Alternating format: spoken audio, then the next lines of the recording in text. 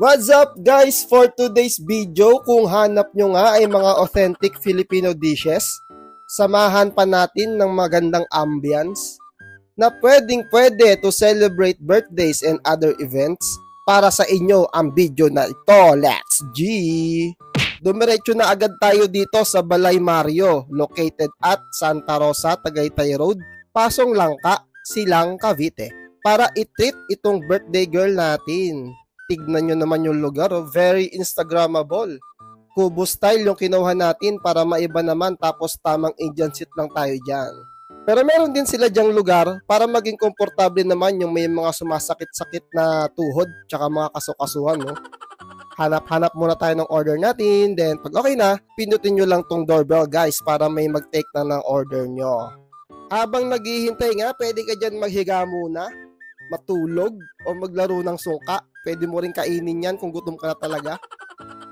Ito, in-order namin guys, onion rings, tapos yung shrimp broccoli, kanin syempre, itong sizzling mussels o tahong, at sizzling bangus sisig. Wag na nga natin patagalin, attack! Onion rings, okay, crispy siya, walang special sa lasa, classic onion rings with butter, goods, masarap. Si Jowa na-enjoy niya talaga yung foods at mahilig talaga yan sa mga isda at seafoods.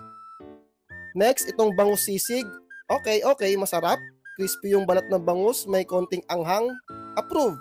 Next, shrimp broccoli, malutong yung gulay, fresh yung shrimp, light yung flavor, perfect. Next, lutong tahong naman, hindi yung puro hilaw yung kinakain natin. Uy, walang ganun. Very buttery, maalat-alat, perfect isabay sa kanin, goods. Syempre, dahil birthday nga ni Jowa, may pa-happy birthday song tayo dyan with the crew. Happy birthday to you. Happy birthday to you. Happy birthday. Happy birthday. Happy birthday to you. May pa-slice ng cake din tayo dyan at pag-blow ng candle. Thank you po. Aba, at hindi pa talaga nabusog, oh. Umorder pa nga ng halo-halo.